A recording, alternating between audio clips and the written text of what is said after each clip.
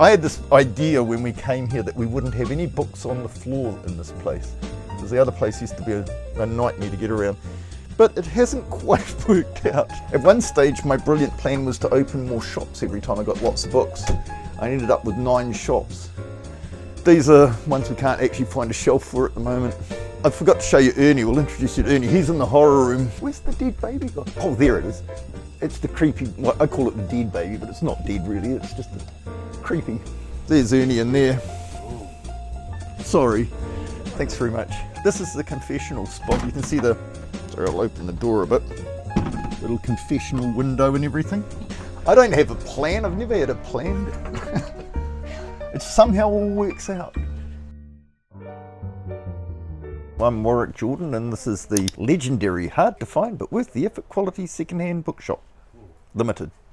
Originally I wanted to be a writer, discovered I was really crap at writing, so I started publishing other people. To sort of supplement that lifestyle, which was earning nothing, I decided to sell a few of my books from a garage. So I started up this bookshop on the 1st of April 1983, ballooned, steadily took over to the point where I couldn't do both, ended up with this.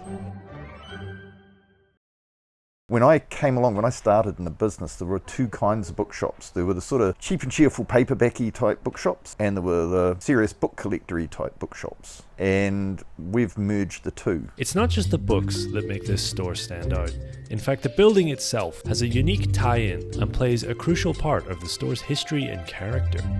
That's St Mary MacKillop, who was the founder of this building, only saint in Australasia. This used to be a convent, and it still belongs to the Catholic Church. They've been really generous with us in allowing us to be here, so we're very respectful of that. So part of the deal was that I'd fix it up. So I spent 6 months working 7 days a week here fixing it up. And yeah, the bits that look rough now, they were the best bits. Hopefully it never falls down. I built all the bookcases in here. 2 kilometres of timber. On the shelves right now here, there's maybe 90,000 in the shop. And then we've got 5 containers full out the back. I'm not making it up. We've got around about 1 million books. That's how full they are. And those are all books we've chosen. It's not just sort of random rubbish. These are books that we actually really like. That's what arrived yesterday. This collection came from someone who wrote specifically about Gordon Walters. Sort all those out because they'll be better than just the average Gordon Walters book, because there'll be comments in it probably. We've talked people into keeping their books. Quite often there'll be something that they're wavering on, it's sort of family sentimental value, and we always, I don't care what it's worth, how much money I could make out of it, I want them to keep it because it matters, and once it's gone, it's gone. Currently the most expensive book we've got in our system would be about 20 grand. First English edition of Crime and Punishment by Dostoevsky. It'll be around for ages probably. I mean, there's not many people walking in the door with 20 grand to spend on a book like that. During lockdown with the whole COVID thing, that was great from a get things sorted out point of view. Not so great in every other way, but I did manage to get quite a lot done. I just worked all the time and there was no interruptions. And of course there were no books coming in for that period of time. That made life a bit easier as well, caught up a bit. At that time we had, I think, 4 containers, and I managed to price 1 of them. And so I felt really like I'd achieved something, and now we've got 5.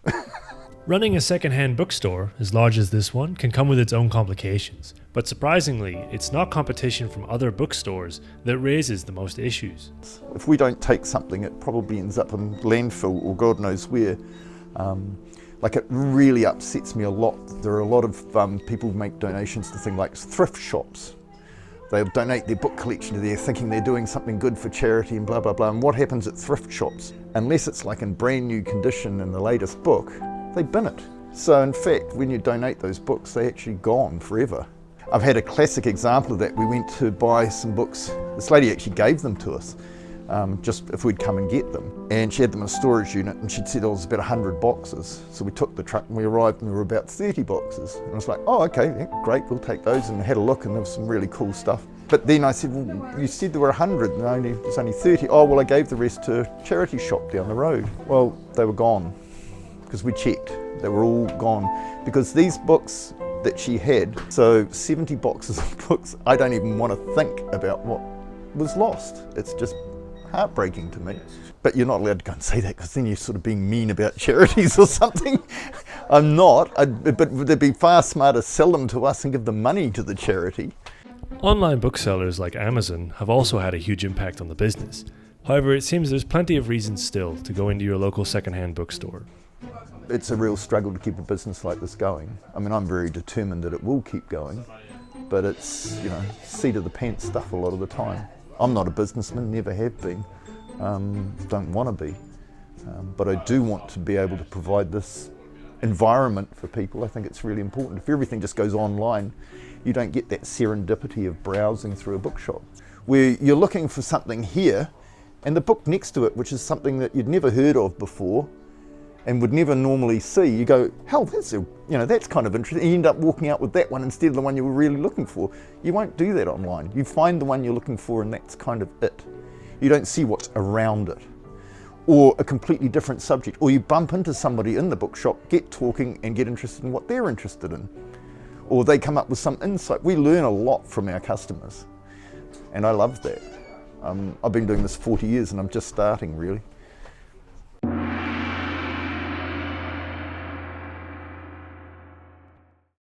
Anyone who's watching who's got a decent book collection to sell, give me a call. Feel free, if you're in America and you've got 100,000 books and you don't know what to do with them, if you're prepared to pay for the shipping, I'll take them.